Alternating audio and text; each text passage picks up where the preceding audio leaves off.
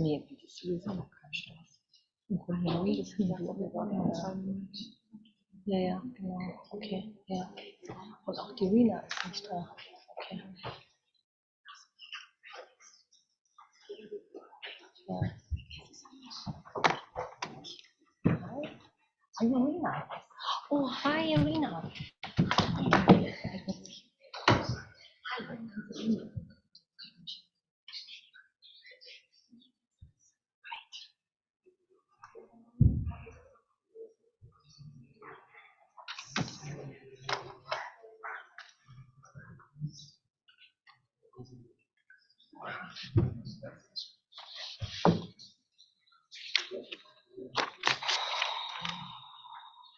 And these all mobile phones turned off. Great.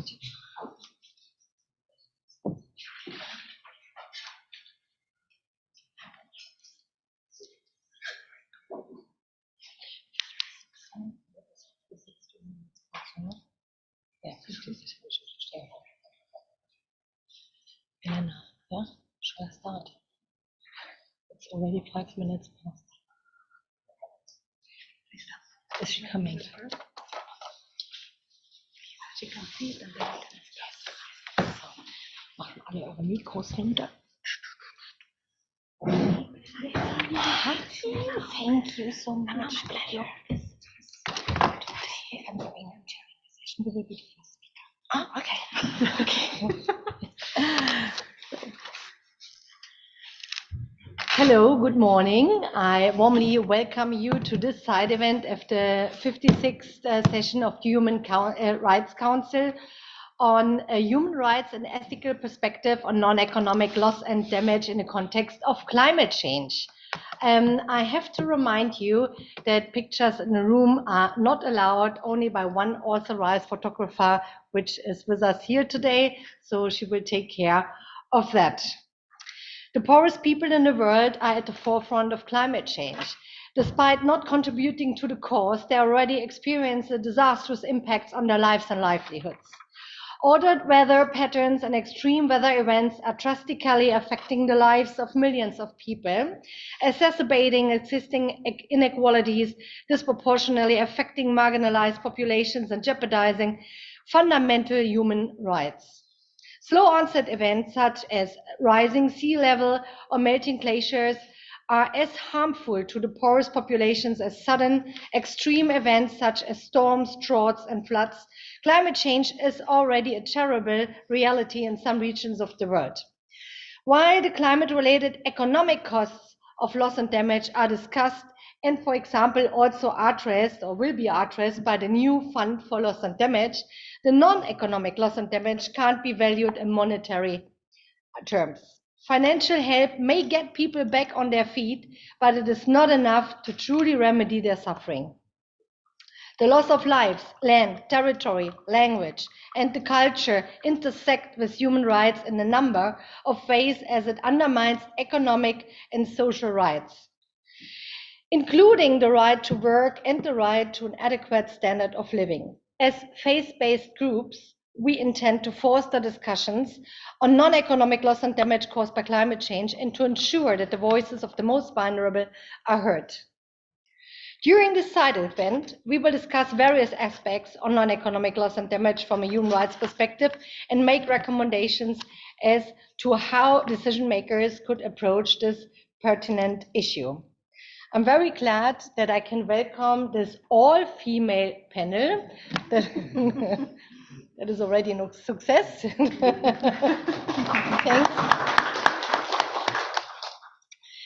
And I welcome Ms. Elisa Morgera, the UN Special Rapporteur on Human Rights and Climate Change. Thanks for being with us. You will give a report right after our event, and maybe you can also name the room, because we would love to bring everyone right to the next room and listen to your report. We know that you cannot give now repeat what you will say in an hour, but maybe you can give us general perspective from your report. How can states, both individually or through international cooperation, effectively apply international guidance on intersectionality in the development, implementation, and evaluation on climate policies at all levels. So what do you think are some key strategies to ensure that intersectional considerations are included in climate policies, particularly with regard to non-economic loss and damages? Please, everyone will have around 7 to 8 minutes maximum. Thank you. Oh, thank you so much. It's a pleasure to be here. Sorry for coming a little bit late. And just to say, I think the most updated schedule for my interactive dialogue is tomorrow at 11. So not quite back to back with this. But yeah, I'm very pleased to have the opportunity to reflect with you on how human rights and the human rights-based approach help us to approach the question of loss and damage in a system thinking way and really making sure we leave no one behind. I mean, the whole idea of loss and damage comes from the realization that there will be negative, and there are in fact already negative impacts of climate change that have occurred despite our efforts to either mitigate or adapt to those effects. And I think what may be one of the crucial questions is, what is the nature of loss and damage? According to whose lived experience we are understanding loss and damage? And the very definition of focusing on the economic and non-economic nature of loss and damage in some ways might not be very effective to really bring to the surface the existential importance of different, nature of loss and damage. And the intersectionality lens really help us to understand and make sure there's no unintended or potentially intended marginalization of loss and damage for some sectors of society. I think understanding loss and damage in the context of a healthy environment as a whole, our interdependence in many dimensions of our human well-being, from not only a safe climate, but also healthy ecosystem, safe water, safe non-toxic spaces to play and live and thrive. All of that needs to be part of the understanding of loss and damage. So really having a holistic understanding of the interactions between human well-being and the environment. And through that also an engagement with culture and understanding how different cultures, worldviews and ways of living can then experience loss or damage in different ways. And that is as essential as understanding maybe more, let's call it mainstream science on what may be lost or damaged. If we really want to see that in terms of preventing further violations of human rights, and in fact learning how we can best prevent future human rights violations. Of course, how do we do that? I mean, there is evidence, scientific evidence that is brought to the international climate change regime to understand loss and damage, but there may not be all the evidence we need to have that more holistic understanding, both from an environmental and a cultural perspective of loss and damage in terms of broader human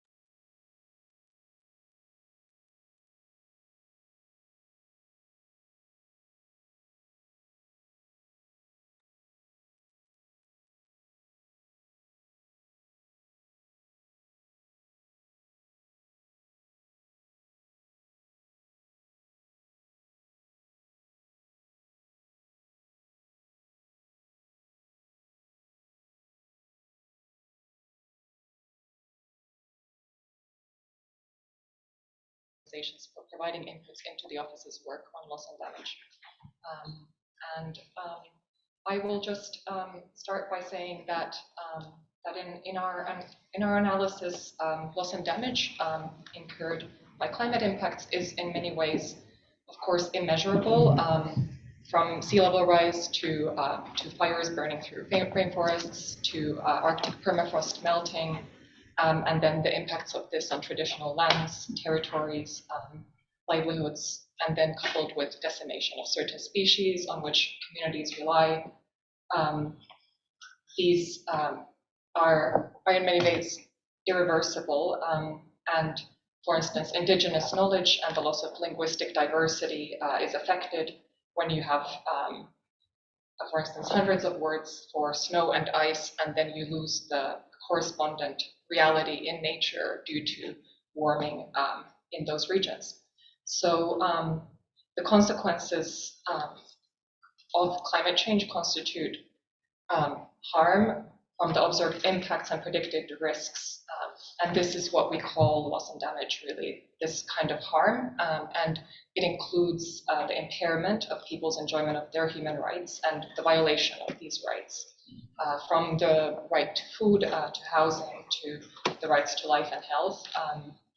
And then in this context, non-economic loss and damage is often taken to describe certain dimensions of this harm that affects their lives, health, mobility, again, cultural heritage, knowledge, and it refers to things that may not be easily traded in markets, typically harder to measure, but in any case, we can sometimes think of what to have as equivalents offered in their stead, even when they are irreplaceable.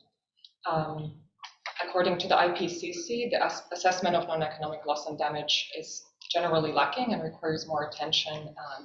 And for instance, in cost-benefit analysis, it's usually sidelined. And according to the IPCC as well, the aggregate of loss and damage would be higher if non-economic values were considered in these assessments. And this includes, again, considering and giving due value to human rights. There is, for instance, a 2013 paper that the UN Framework Convention on Climate Change published on non-economic loss and damage, which it is currently revising. And there it, for instance, looked at the loss of life, which it said is a clear example of non-economic loss, as it is a violation of the right to life. And this is often measured in terms of value of statistical life, which is not generally a very human rights compliant measure of life, which is the supreme right, which no derogation is permitted. So there are these human rights that are being harmed, and when where there is a right, there's also a remedy, as Elisa has pointed to, and remedies under international human rights law. And of course, many questions to be asked about how remedies can and should be provided for non-economic losses and damages, whether it is possible to attribute any kind of economic value to non-economic dimensions. And loss of life points really also then to one aspect of remedies, which includes guarantees of non-repetition and non-recurrence. It serves in a way as a reminder of the ethical imperative of mitigation, including the phase out of all fossil fuels and so on. Because if you get to the end point, then you face the loss of lives, people's health, cultures, and so on. There is also the element of remedies, that is reparation, which can include individual and collective measures and can take various forms. It includes compensation, restitution, rehabilitation under public international law generally. And on compensation, the articles on state responsibility, for instance, say that the determination of value is indeed more difficult for those interests that are not subject to market transactions, such as loss of loved ones, pain and suffering, and biodiversity loss. But the mere fact that these are difficult to measure or estimate by money standards does not make them less real, and affords no reason why the injured person should not be compensated. So there are also ways to conceptualize compensation, potentially for non-economic losses and damages, where that would be an appropriate remedy. And in many legal systems already, there are, for instance, moral damages awarded for different types of non-economic harm. And the Inter-American Court of Human Rights, for instance, has considered moral damages as a result of emotional impact suffered by victims' families, and drawing on principles of equity, awarded monetary awards for interference with life plans, recognizing the concept of proyecto de vida in this context. So there are examples in legal systems, but more generally, there's also the possibility of considering broader approaches to remedy, including through transitional justice approaches. And the High Commissioner pointed out in a recent speech that the key elements of transitional justice can also be appropriate for addressing environmental crises and large-scale human rights violations they so often cause. So this is one possible approach, but then given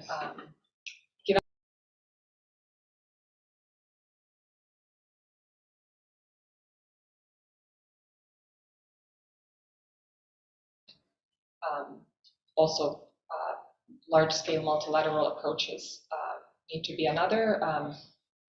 And in this context, as has been mentioned, there is the newly established Loss and Damage Fund, which the OHCHR followed in terms of the transitional committee's work that led up to its establishment. And this should be guided by human rights, participatory and inclusive governance. And these are some of the priorities that the office has pointed out. Also, the initial pledges for this fund amounted just to $661 million US, which cover less than 1% of the estimated annual costs of loss and damage, which don't also include many of the non-economic dimensions. So I'll end there from my side.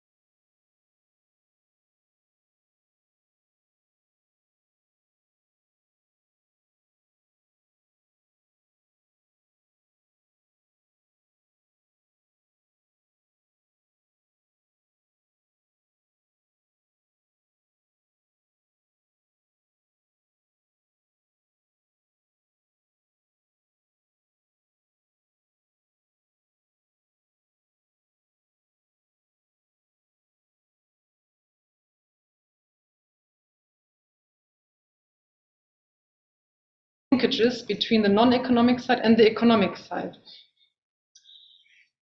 And I think what is very important right now in the discussion also that we are witnessing in many parts around the world, where, for example, development policies that are not solely directed at economic issues, but are also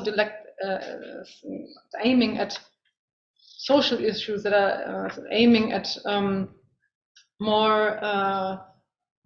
less tangible issues. We need to see these as preventing deeper crises. So fostering social cohesion, for example, looking at gender balance, looking at questions of protecting those who are most vulnerable, is a prevention of more severe crises of social conflict, economic downturn, etc. So actually, the non-economic losses and damages are the root causes of other losses that may appear more pressing. However, if we are not able to address these non-economic losses and damages, we won't be able to solve the sort of cascading crises that emanate from those. So what I think is crucial, and I think Germany has done a step forward with this in the climate foreign policy strategy that you mentioned, is to sort of strategize around this and then take also steps through the Loss and Damage Fund and through other mechanisms to institutionalize the right to remedy, as you said, because if we are not able to institutionalize the access to relief, the access to assistance, for example, also psychological assistance after extreme weather events, if we're not able to institutionalize this, then the people who are most affected will always have to be those who are asking for help. And this is injustice, right? We are seeing this on many levels already, that those who should be entitled to help because they're suffering from effects that have nothing to do with their doing, because the emissions are coming from other social groups, that they are not able to access relief, they're not sufficiently able to access help from, be it from their own governments, be it from non-governmental institutions, etc. So in order to account for also the difficulties that we're witnessing in many countries now with rising populism, rising also nationalism, we have to come back to a place where you institutionalize these issues so that they're not sort of washed away by political agendas quickly, but can be more sustainable. But because this will keep on being an issue, we will see more severe climate impacts. The IPCC says in all emission scenarios will definitely hit the 1.5 degree warming. And this means that things will get worse before they stabilize. And this means we have to plan for this change, and the losses will accumulate. And it is what I think is also important. We are seeing these changes now all over the world. We are seeing it in Germany. We are seeing it on the small island states, of course, with very differential effects and hitting very different cultural, economic systems, etc. But it is a common human issue. And to understand this as a common human issue that we all will have to address will help us in resolving this crisis.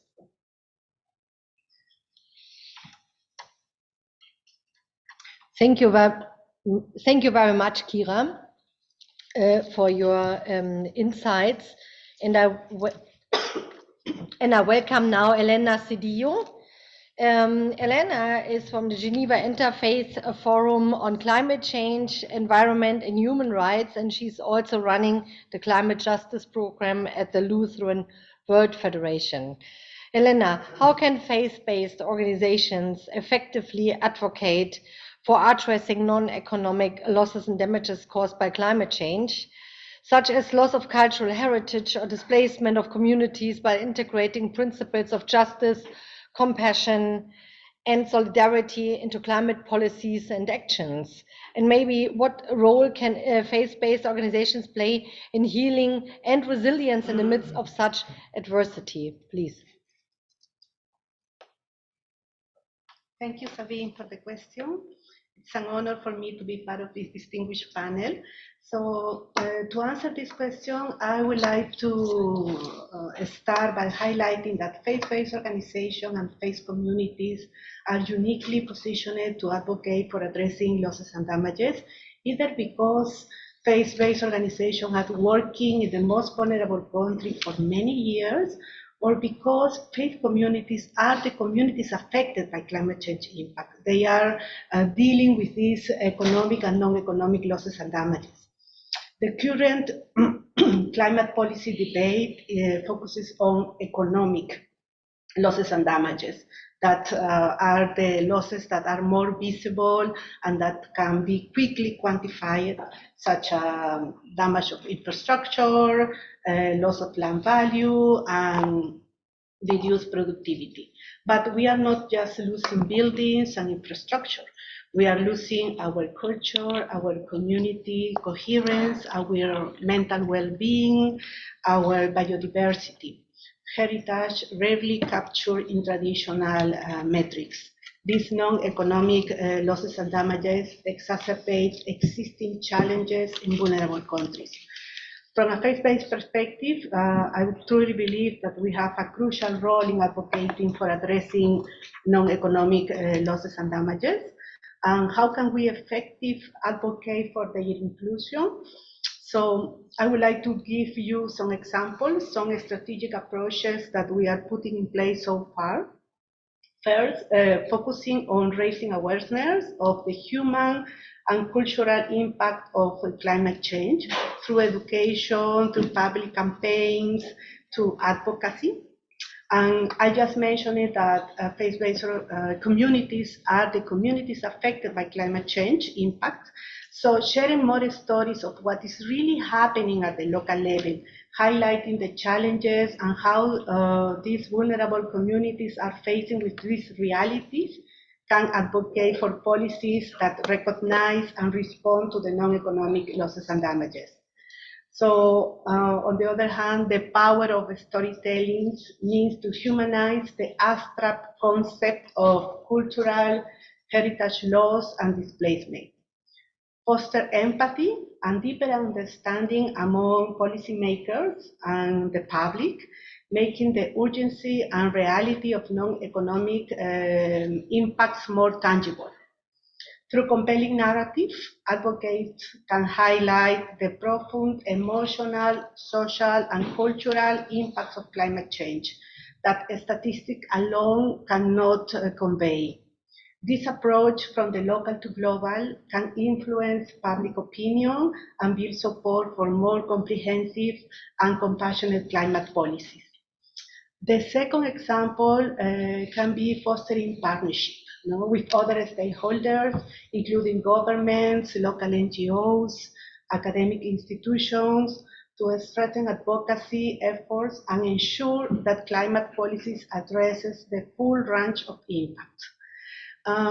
When partnership, faith-based organizations bring a unique moral and ethical perspective to climate advocacy, emphasizing the care for creation, care for the most vulnerable, and uphold justice. Working in collaboration also creates a more powerful and comprehensive advocacy platform that can highlight the importance of addressing non-economic losses, which are often overlooked in traditional economic assessment. In addition, these partnerships allow for an holistic approach to climate policies. On the other hand, partnership also can assist us in the implementation and monitoring of these policies, ensuring that they are addressing both economic and non-economic losses and damages. Third one, it's some of my colleagues already mentioned, to providing direct and continue the support through humanitarian aid and the psychological support, as well as community resilience programs that help communities to adapt and recover from climate-induced losses, demonstrating compassion and solidarity in action. And this brings me to the second question about how faith communities, or the role of faith communities in healing. So I would like to mention the importance of mental well-being, the sense of future, and bringing hope. So I can mention that as faith communities, we often serve as a close network where individuals can find emotional support and solidarity during times of crisis. Providing a sense of belonging and community is essential for building resilience and hope to overcome this adversity. I would like to conclude my intervention by emphasizing the interconnectedness between all creatures and people, and also emphasize that this Paris Agreement principle of common but differentiated responsibilities to address climate change. Focus on advocating for climate justice by highlighting the disproportionate impacts of vulnerable communities and the moral imperative to act in solidarity with those that are more affected. Thank you.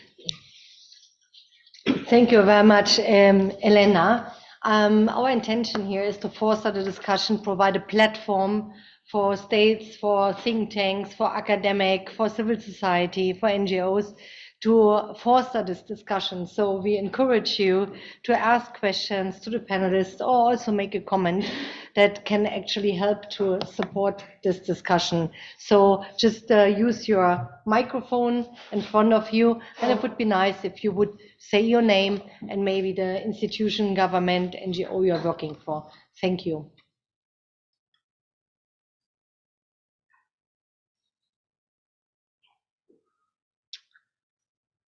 Also within the governments, of course, not the governments, the panelists, you are invited to have a discussion here.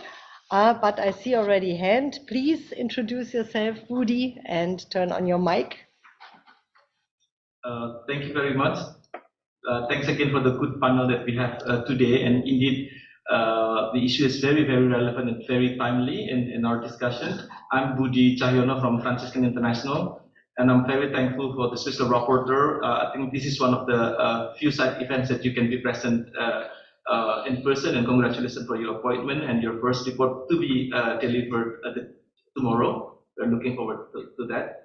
And also thank you for the colleague from OHR that is going to publish a specific report on the issue of loss and damage, and it's going to be very timely, in particular toward the COP29, in which the issue of loss and damage will be one of the key issues to be addressed in COP29 in Baku, Azerbaijan.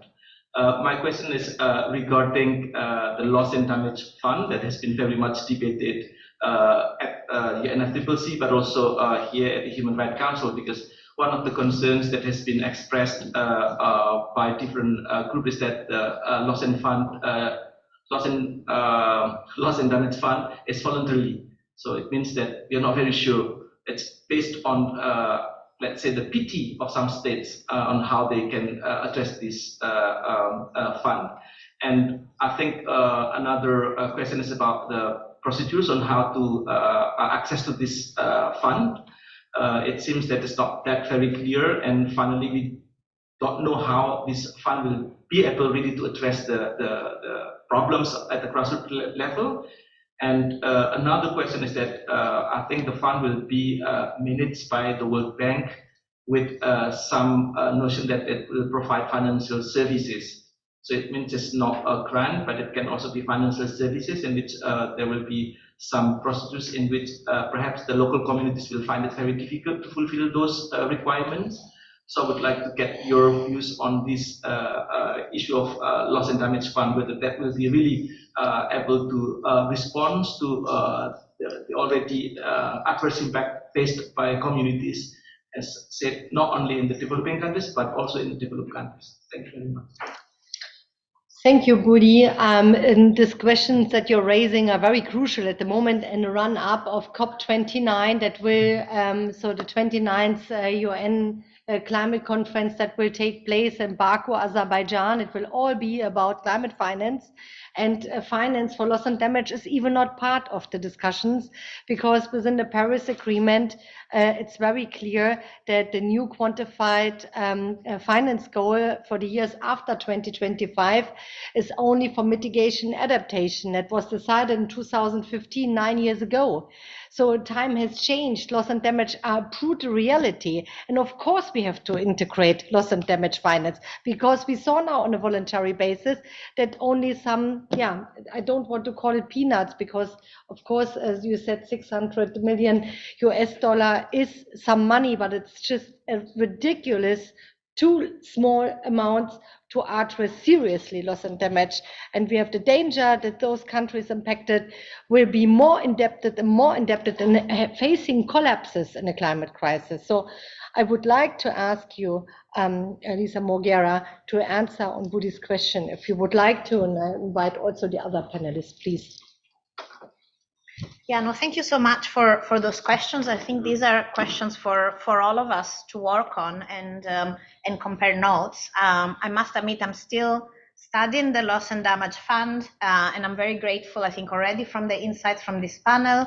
I've been also on virtual events discussing with other sectors of civil society, including the children's rights networks around the Loss and Damage Fund. And I think every time I gather like new insights that help us to, I think, ask the questions we need to ask from the climate negotiators on this. There's multiple, I think, legal areas of legal lack of legal clarity that I think needs questioning. I mean, first, like the voluntary nature of the fund. I mean, second, the clarification in the instruments creating the fund that it will not involve liability and compensation. So how is that compatible, if at all, with the understanding that we share in this room that loss and damage should respond to the right to remedy? Is it like an intrinsic contradiction, or is it still possible to find a space for this to be meaningful remedy? Interesting, I've also heard that in recent conversations, the Loss and Damage Fund is not considered part of climate finance. No. So if it's not climate finance and it's not compensation, what is it? And what are the implications of this third entity and understanding that's being created? I mean, whether it is climate finance or not, and we can, of course, challenge how it will be identified within the climate regime with other areas of international law, including international human rights law, but possibly other areas of international environmental law, to see whether the framing and the understandings within the climate change regime really hold water to the other relevant and applicable international obligations of the states involved in that regime. We still need also to learn from past experiences and the role of the World Bank and all, I think, the documentation around how the ways in which climate finance has been prioritized, the kind of projects it has led to, whether or not there are efficient, independent redress mechanisms, how those lessons learned, what they tell us about the mistakes that can't be repeated in the context of the Loss and Damage Fund. All of that also needs to be brought to the table and discussed. And of course, placed in the broader framework, which you just alluded to, around the pressures from existing debt, the pressures from other, I think, loan-based approaches to supposedly supporting solidarity with countries affected by climate change. And there are situations in finding public funding as well as even insurance coverage for essential action to protect their populations from negative impacts of climate change and rebuild. And maybe why we all questions, I think we need to identify all the questions that need to ask in those areas of evidence that has been accrued that is relevant to the conversation.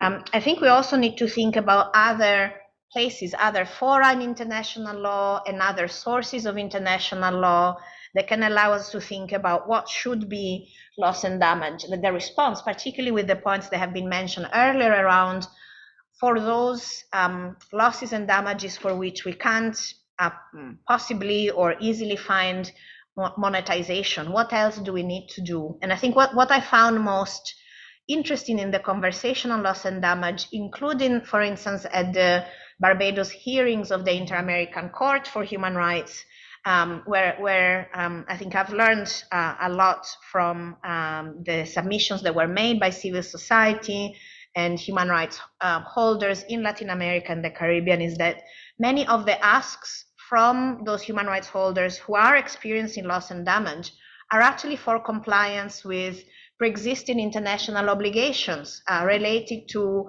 effective mitigation, related to ecosystem restoration.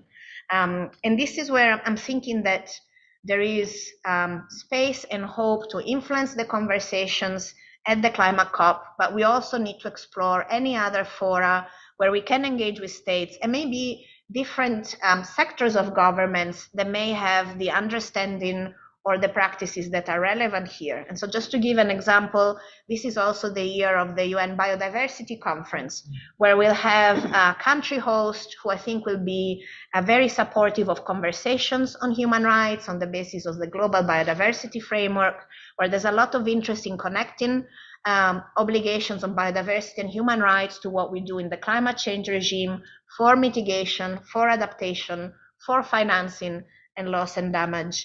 And I'm also thinking about the advisory opinion of the International Tribunal for the Law of the Sea and how it has showed us how pre-existing international obligations, which may not have been conceived as relevant for climate change, clearly show what states need to put in place to ensure effective mitigation, protection of the marine environment, and through that respond to the call that already the earlier mandate holder had made to ensure prevention and response to loss and damage also of marine territories, marine cultures, marine ecosystems, which for a very long time have been completely absent in the climate regime. And yet the ocean is such a crucial part of the Earth systems that allow for natural climate regulation and help us protect several of our essential human rights, whether we're based on the coast or we're based in landlocked countries or mountainous regions. Thank you very much for this great thoughts that you shared with us. We are working in the development field, and while we know that supporting communities struggling with loss and damage has also a positive impact for world peace and stability, so it's not a very selfless thing to do to support the communities in the global south. We added zero to the problem, and loss and damage finance is of course climate finance, but it doesn't count now into the new quantified goal on climate finance. So it's all on a voluntary basis so far, and industrialized countries and also high emitting developing countries, oil exporting developing countries, avoiding any kind of obligations to finance loss and damage. And how can we incorporate the polluter pays principle also as a human rights obligation? And I wonder, maybe Rina and also Kira, if you have thoughts on this, and also like pick up Rudy's question. Thank you. I think you have to start with the recognition of what is being lost.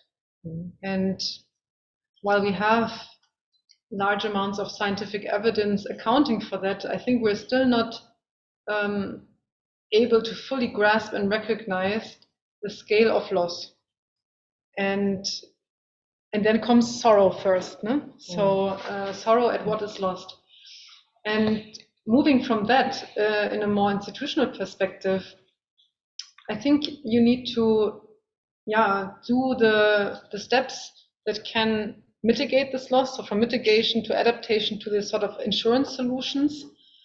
And then you should also turn towards lessons from development policy, right? So you have mentioned losses and damages since 2015 have strongly emerged. So it's kind of an emerging issue, and we're still trying to grapple with it somehow. But many of the solutions or remedies, solutions is maybe too high of a word, they have been practiced in development policy for a long time. So access to land, access to education, access to healthcare, etc. So providing people access to certain services and also through that giving back some agency.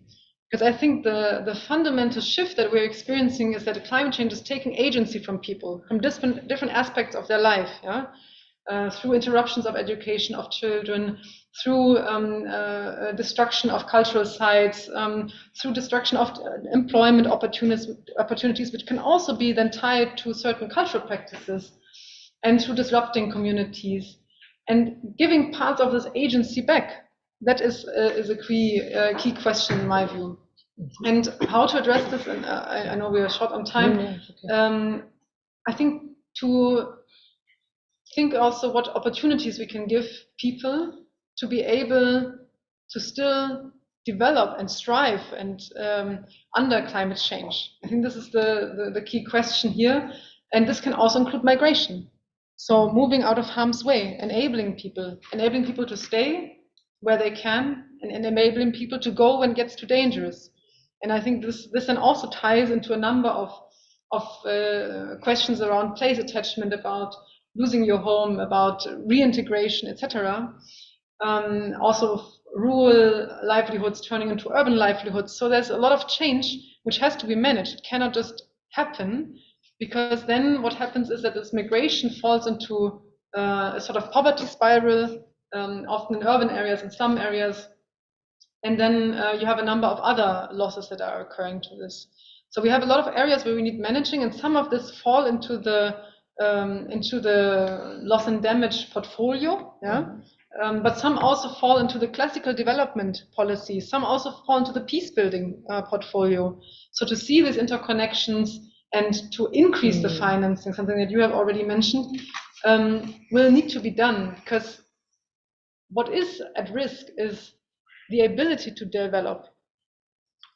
So this is a really deep risk that we are running, that we are undoing previous achievements of development policies, and that we are falling back in many areas, be it on gender, be it on economic opportunities, etc.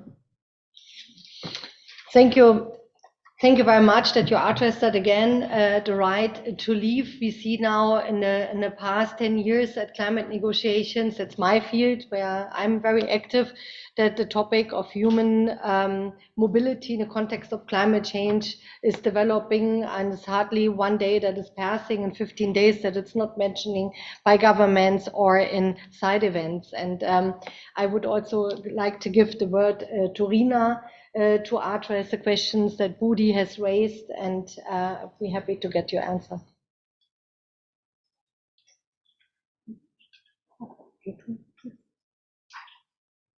Thank you. And I was alluding to some considerations around the loss and damage fund. Of course, I think overall, as Elisa has said, it does appear that the current mechanisms under the UN Framework Convention on Climate Change are not really mandated, nor do they appear adequate to satisfy human rights obligation to provide effective remedies for climate harms. This doesn't mean that where they exist, they shouldn't be employed to the maximum extent possible, of course. And this is why, as I mentioned, in the context of the fund having been operationalized, the office has advocated for different human rights considerations to be taken into account, including an independent grievance mechanism, direct accessibility for affected people, communities, social and human rights safeguards, and these have been elaborated further also in our submission. Then on the related kind of point of polluter pays and financing sources and mobilizing financing, well, again, Elisa has alluded to it, but there are many sources that can sort of operationalize this principle, like certain types of taxation, also policies that aim at reducing the debt burden of countries, giving loss and damage finance in the form of grants rather than loans that exacerbate debt burdens, especially considering that more than 50% of recent debt increases in developing countries are linked to funding disaster recovery and reconstruction, and there's a vicious cycle of debt going on with a lot of climate finance. So I'll just leave it at that. Thank you very much. We have one more question or comment from the audience, please. Good morning, my name is Thorsten Goebel, ActAlliance, Action by Churches Together. Thank you very much, Madam Special Rapporteur and Elena for OHCHR for your explanations. I think they're really very useful and very helpful. I was wondering about the question of the right to remedy, how that would be, or where that would be first addressed. Would that be, in your opinion, first be at the national level, or to which extent would it also hold an extraterritorial dimension, which could then probably allow us to construct what you just mentioned at the end, a case for direct accessibility, for example, of something like the Loss and Damage Fund for communities who are most affected, because politically speaking, my greatest fear is that if the fund, if there was money in the fund, then it would only be accessible to governments in the same way that the current climate finance architecture is. I'm afraid we might be missing the point of really supporting those who are most affected in the end. So the question is, to which extent would you see the remedy also applying to some constructions like the fund? Thank you. Thank you very much for that question. That is heavily discussed at the Loss and Damage Board meetings, how to get direct access to communities and the importance of it. So I would, from all your side, be happy to get like a 1 minute answer and thought on that before we see it also as a closing remark. Because that's still the big task out of there. The one is to get money in the fund, and the other one is to get effectively the money to those impacted and by direct access to the communities. Please, maybe we start with you and we make a round down here. Okay, thank you, Sabine. Yes, I also would like to that I am sharing the same concern as Buddy said before, because what we have so far in the fund is less than 1% of what is needed to cover losses and damages. I think on this question about accessibility,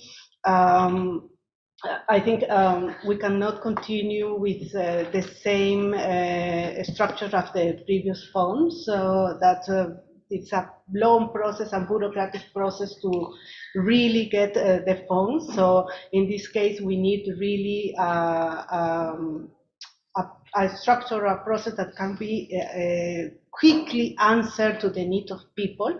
And I think in the case of civil society and faith-based organization, maybe we can have a lot to share here, because we are working with the communities affected for many years. And I think sharing good practices of what is really working at the local level can influence these kind of policies, right? Yeah. Elisa, please, less than a minute. Yes, thank you. Actually, I just have the opportunity to say I really appreciated what Elena said also earlier on, and I think that speaks to your question. We need both work at the national level and the extraterritorial work, because the understanding, the deep understanding of what is being lost and damaged is at the local level. But we need to connect local level to international level, because the causes of that loss and damage are from elsewhere. And I think the points that Elena made around partnerships, storytelling, and conveying the interconnectedness of actions and impacts is essential, and then making space for those voices to really have an influence on what is needed then to respond to the loss and damage. Thank you. I think forecast-based financing is one element where loss and damage funds could be allocated, and using also areas that have not yet received so much attention, such as using also mobile phones in order to put money into certain hands. I know that there's many implementation difficulties, but piloting some of these projects in the aftermath or right before, for example, tropical cyclone hits with the most vulnerable communities in areas where you have data on the people who are in need, that could be something that I would favor. Okay, please, a minute. Thank you. And yeah, in the context of direct accessibility, indeed, this is very important.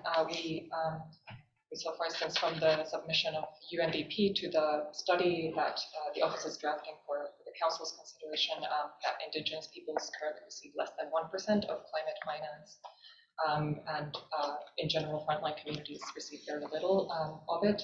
So there's an opportunity with loss and damage finance to rectify this, to make it rights-based, needs-based, community-led, and especially benefiting marginalized and disadvantaged people and communities.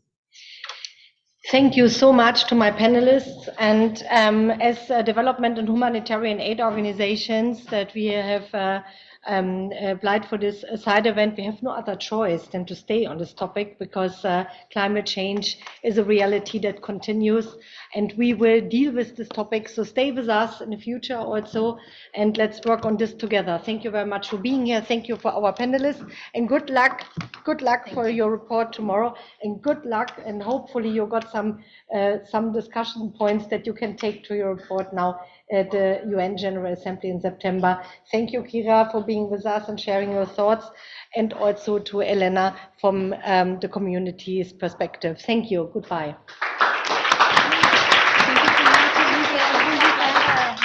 Punktlandung. 12.